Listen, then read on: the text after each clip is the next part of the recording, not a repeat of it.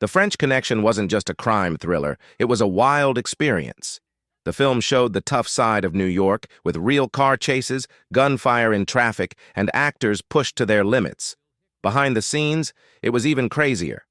There were casting fights, real mob connections, and a dangerous chase that almost killed someone. This film changed the way thrillers were made, but it also caused a lot of chaos. Here are 20 surprising facts about the French Connection, including one so shocking it was kept a secret for years. Get ready for a wild ride. 1.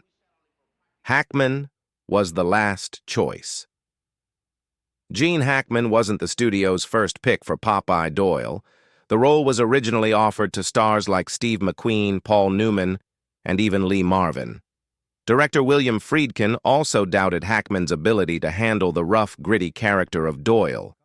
Friedkin later admitted that he didn't believe Hackman had the violence inside him.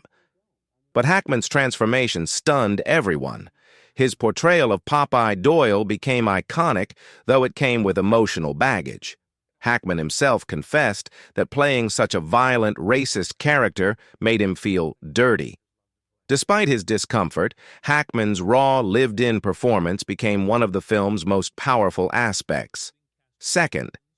Illegal car chase. The film's iconic car chase wasn't just dangerous, it was completely illegal.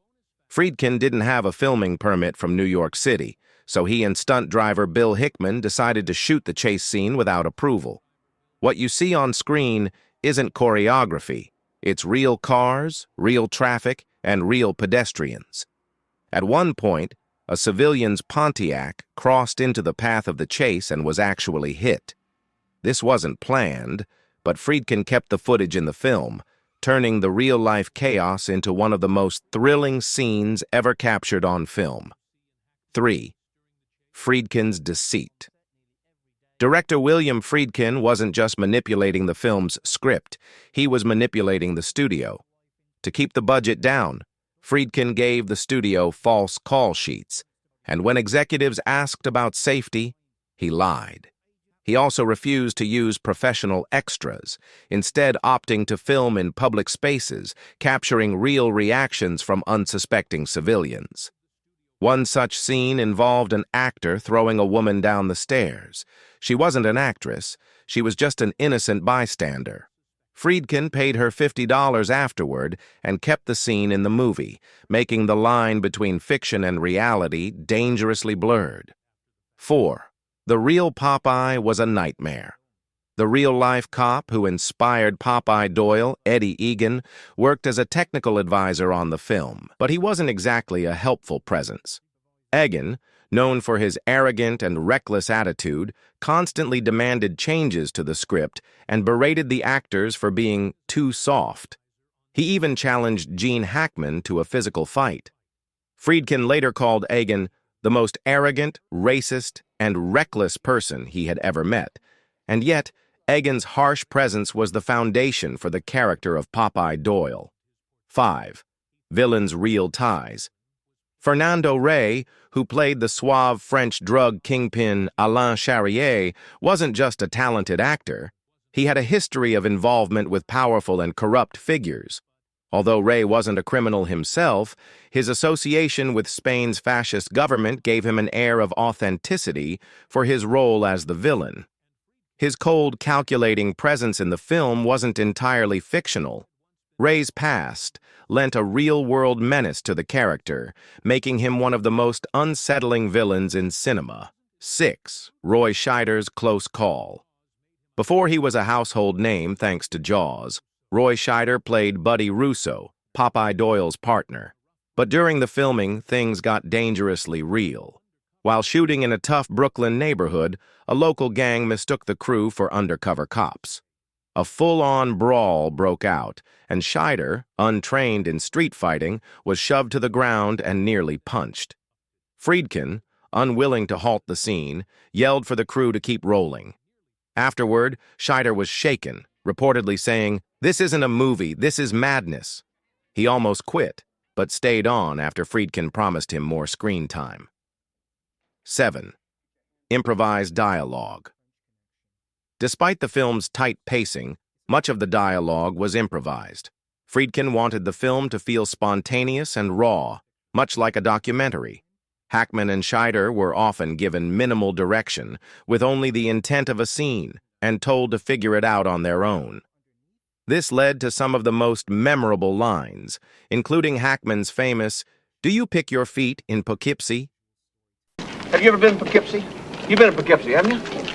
This line, which Hackman hated, became a defining moment for the character of Popeye Doyle, adding an unpredictable kinetic energy to the entire film. 8. Cameraman hit during chase. During the high-speed car chase, cinematographer Enrique Bravo was operating a handheld camera from the passenger seat of the stunt car. At one point, the car clipped a pillar, and Bravo was actually struck in the shoulder. Despite being injured, Bravo didn't drop the camera. He kept filming, and that footage ended up in the final cut. When asked about the incident, Bravo said he was too terrified to move. The camera's relentless pursuit of authenticity turned into a near-death experience, but the scene is forever etched in movie history. 9. Bribing the MTA. Filming a subway scene in New York was nearly impossible in the 1970s, especially without the proper permits. Friedkin and the crew couldn't get permission from the MTA, so they did what most filmmakers wouldn't dare. They bribed them. The crew paid $40,000 in cash for 4 hours of elevated train time. However, even then, they had issues with the subway operators, who missed their marks and caused delays. At one point, Friedkin threatened to walk off unless the shot was perfect. The entire shoot was a delicate balance, and one missed mark could have resulted in disaster. 10th. Real gun used by Hackman.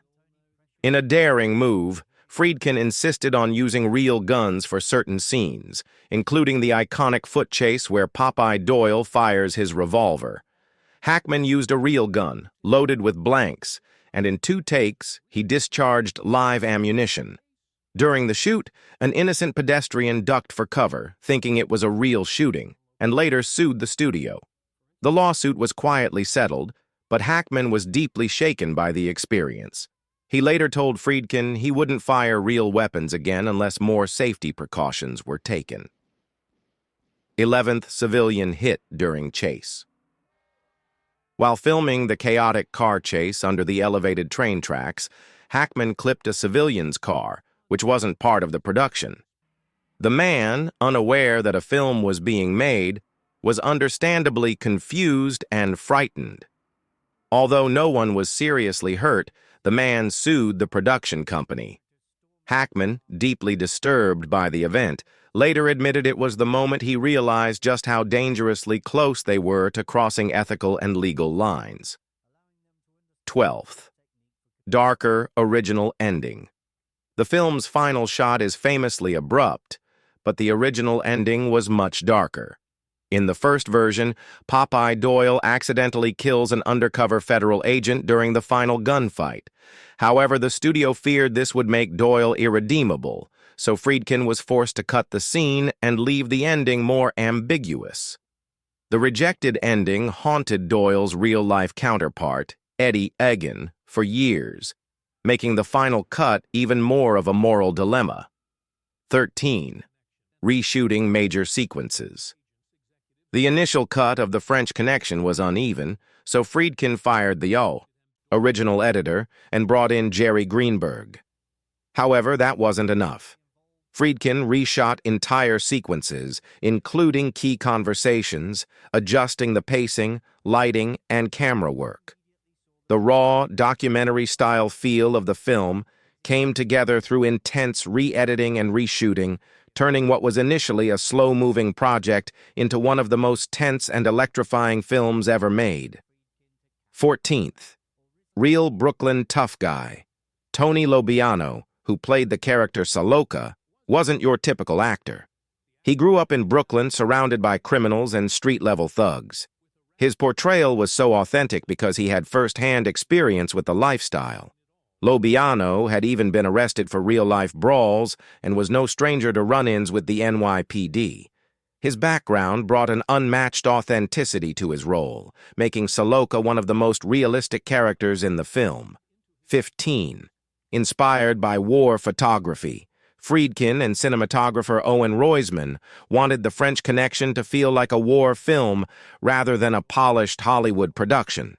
They studied war photojournalism for inspiration, using natural lighting, handheld cameras, and muted colors to achieve the raw, gritty aesthetic.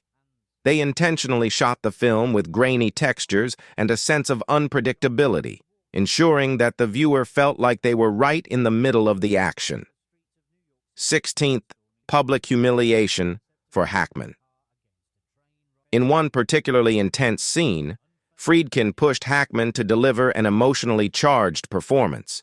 When Hackman couldn't summon the right intensity, Friedkin publicly berated him, shouting insults in front of the entire cast and crew.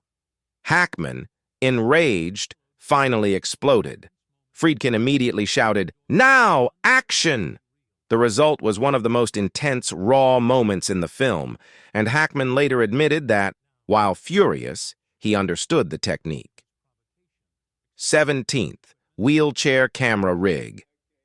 In a move born out of necessity, Friedkin and the crew used a wheelchair as a makeshift camera rig when budget constraints prevented them from using expensive dolly equipment. The cameraman was pushed through scenes in the wheelchair, capturing smooth, organic motion.